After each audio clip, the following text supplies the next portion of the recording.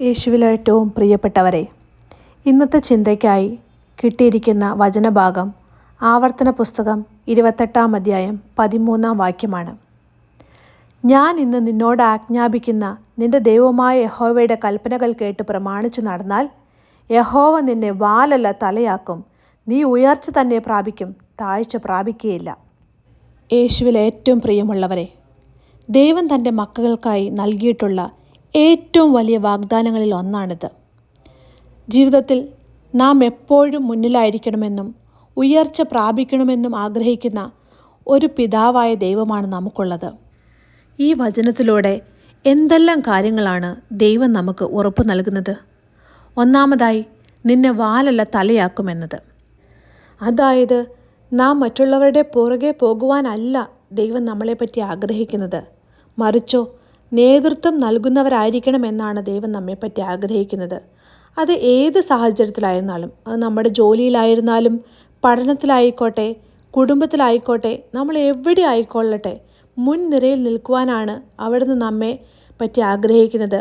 നമ്മെ അതിനുവേണ്ടി പ്രാപ്തരാക്കാൻ വേണ്ടിയിട്ടാണ് ദൈവം ആഗ്രഹിക്കുന്നത്. രണ്ടാമതായിട്ട്, നീ ഉയർച്ച തന്നെ പ്രാപിക്കും. അതെ, ദൈവത്തിൻ്റെ അനുഗ്രഹം കൂടെയുണ്ടെങ്കിൽ നമ്മുടെ ജീവിതത്തിൽ ഒരു പുരോഗതിക്കും കുറവുണ്ടാവുകയില്ല. എന്ത് വെല്ലുവിളികൾ നമ്മുടെ ജീവിതത്തിൽ ഉണ്ടായാലും തളരാതെ മുന്നേറുവാനായിട്ട് ദൈവം നമുക്ക് കൃപ നൽകുമെന്നാണ് ഈ വാക്യത്തിൽ നിന്ന് ദൈവം നമ്മളോട് പറയുന്നത്. എന്നിരുന്നാലും ഈ അനുഗ്രഹങ്ങളൊക്കെയും നമ്മുടെ ജീവിതത്തിൽ വരണമെങ്കിൽ ഒരു വ്യവസ്ഥയുണ്ട്. ദൈവത്തിൻ്റെ കൽപ്പനകൾ ശ്രദ്ധാപൂർവം കേൾക്കുകയും അത് അനുസരിക്കുകയും ചെയ്യണം. അനുസരണമാണ് അനുഗ്രഹത്തിലേക്കുള്ള താക്കോൽ എന്ന് നമ്മൾ കേട്ടിട്ടില്ലേ? യഥാർത്ഥമായ ഉയർച്ച എന്നത് ലോകം നൽകുന്ന സ്ഥാനങ്ങളിലോ മറ്റു കാര്യങ്ങളിലോ ഒന്നുമല്ല, മറിച്ച് ദൈവത്തോടുള്ള വിശ്വസ്തതയോട് ലഭിക്കുന്നതാണ്. ഈ വാഗ്ദാനം ഏറ്റുപിടിച്ചുകൊണ്ട് നമുക്ക് മുന്നോട്ട് പോകാം. ഒരു നിമിഷം നമുക്ക് നമ്മുടെ കണ്ണുകളെ അടയ്ക്കാം, തലകളെ വണങ്ങാം. കാരുണ്യവാനായ സ്വർഗസ്ഥനായ പിതാവേ, അവിടുന്ന് ഞങ്ങൾക്ക് നൽകിയ ഈ വലിയ വാഗ്ദത്തത്തിനായി ഞങ്ങൾ നന്ദി പറയുന്നു.